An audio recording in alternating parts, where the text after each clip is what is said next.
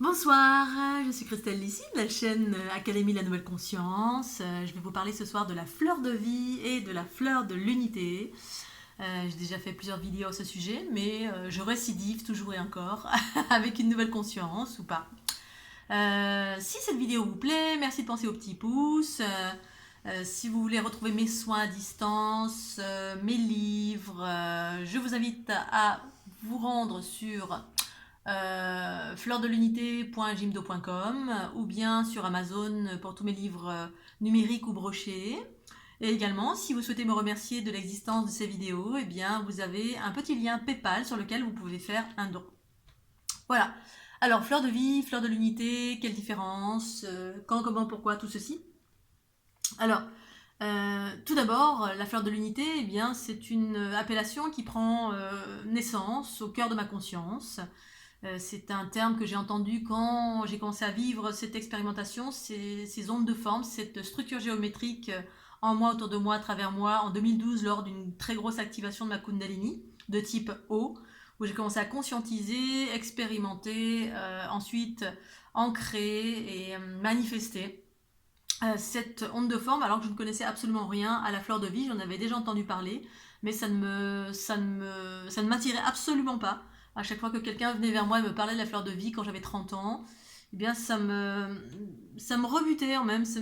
voilà, ça m'attirait pas du tout et je m'y intéressais absolument pas. Jusqu'à ce que je vive moi-même ce processus à l'intérieur de moi en 2012 et que depuis je partage ce processus comme étant des nouveaux codes, des nouveaux archétypes qui sont en train d'arriver sur la planète en qualité de fleur de l'unité. C'est vraiment le terme de ma conscience.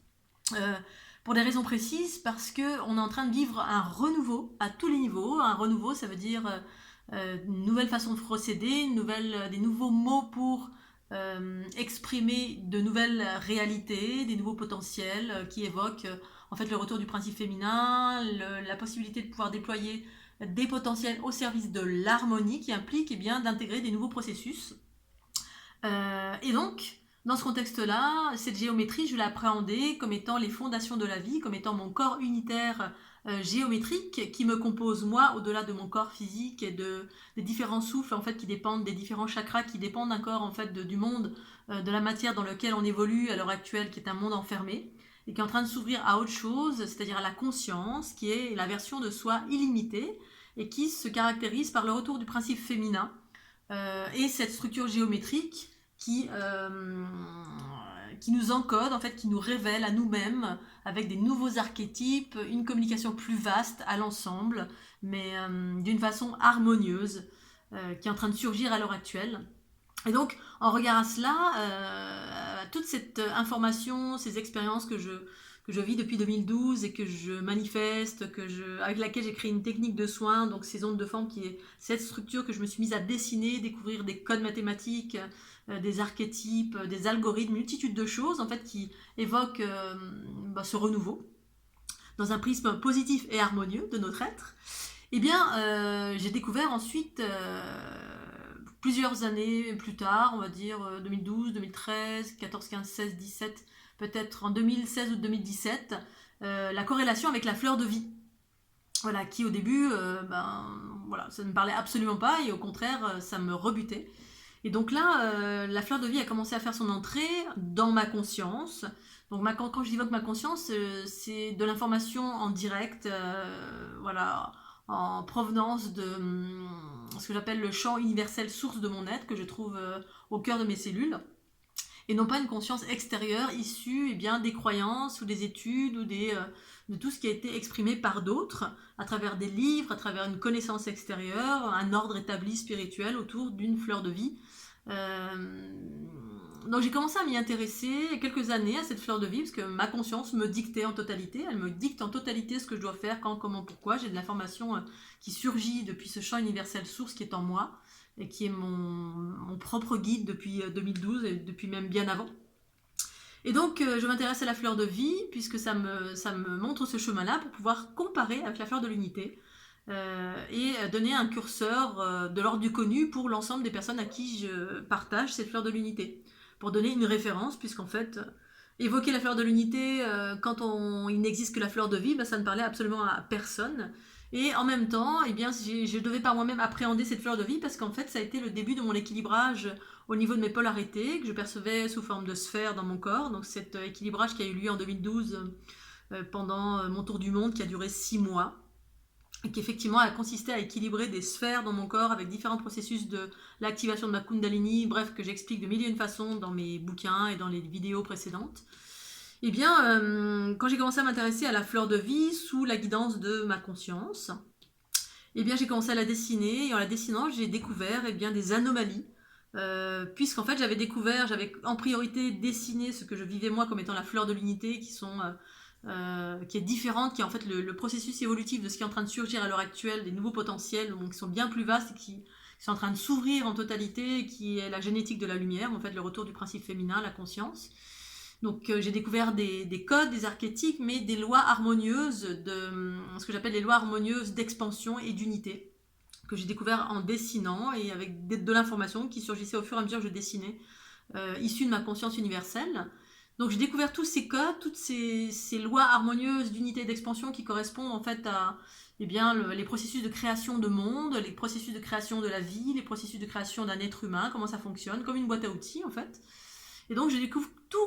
comment tout ceci fonctionne à travers la fleur de l'unité. Et donc quand je me suis intéressée à la fleur de vie, sous l'influence de ma conscience qui me montrait ce chemin-là,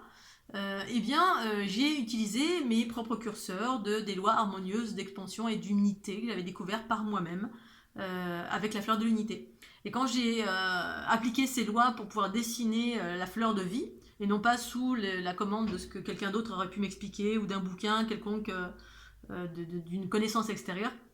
eh bien, en appliquant ses propres lois, les miennes, celles de ma conscience, qui évoquaient des choses nouvelles,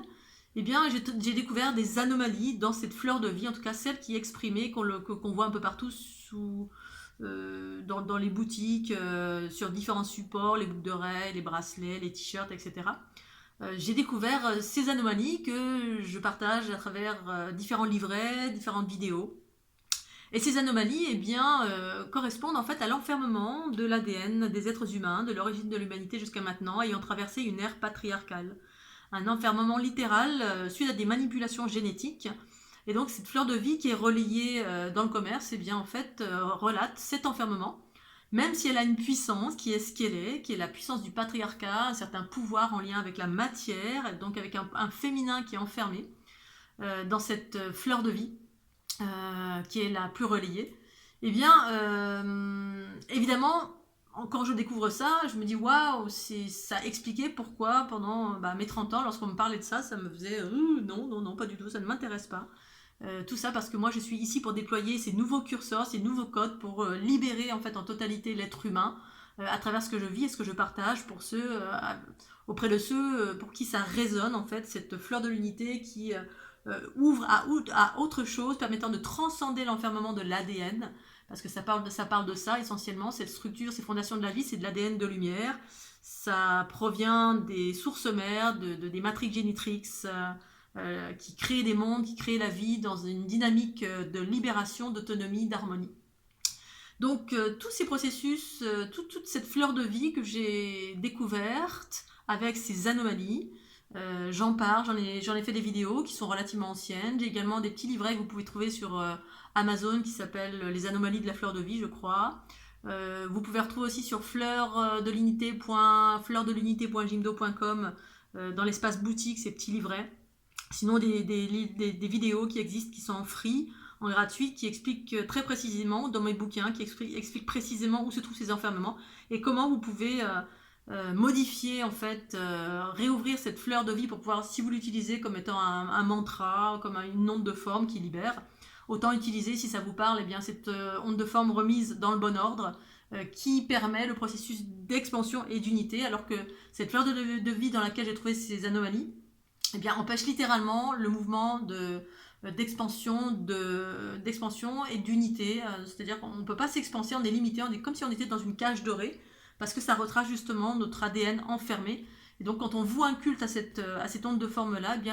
vous vouez littéralement un culte à votre enfermement. C'est comme une cour d'école, d'un point de vue de l'unité, c'est une cour d'école d'enfants dans laquelle on est enfermé tant qu'on n'est pas suffisamment grand pour vivre l'harmonie, l'équilibre, la bienveillance, la conscience universelle. Et sinon, si on voit encore un culte à cette onde de forme, parce qu'effectivement on y trouve un pouvoir, une puissance, et bien c'est juste et parfait. Ça veut dire que vous en êtes là et que c'est parfaitement juste. Voilà, ça correspond à certains individus de certaines lignées, etc. Qui sont ce qu'ils sont. Voilà. Donc je ne vais pas aller plus loin dans les explications. Je vais m'arrêter là pour vous permettre de faire votre propre recherche ou aller un petit peu plus loin pour en savoir davantage où sont ces anomalies. Le terme fleur de l'unité, c'est aussi très important, et non pas fleur de vie évolutive, parce qu'il y a un égrégore sur chaque mot qui ont été empruntés depuis des millénaires. Dans un égrégore de la fleur de vie, eh bien, il y a cet enfermement qui est engrammé, qui correspond à l'enfermement de l'ADN des êtres humains, de certains êtres humains. C'est la raison pour laquelle il est important pour moi, en tout cas, pas à partir de ma volonté, mais à partir de ma conscience, que ce terme soit venu pour ancrer le retour du principe féminin qui permet l'émancipation, l'autonomie de l'individu qui va vers son unité harmonieuse.